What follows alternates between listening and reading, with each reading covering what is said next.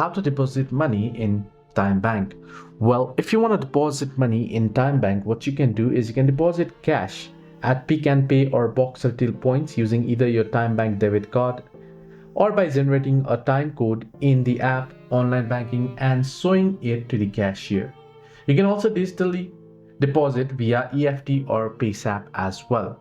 So you can do so using your debit card. Go to any Pick and Pay or Boxer till. Tell the cashier you want to deposit money. Insert your TymeBank Visa debit card into the card machine and enter your PIN when prompted. Hand over the cash to the cashier and get and keep your receipt. If you want to do so, you can also do so using a TymeCode. No card needed. You can generate a 9-digit TymeCode in the TymeBank app or online banking that is valid for 30 minutes. Show the code to the cashier at PNP or Boxer and give the cashier the cash you want to deposit.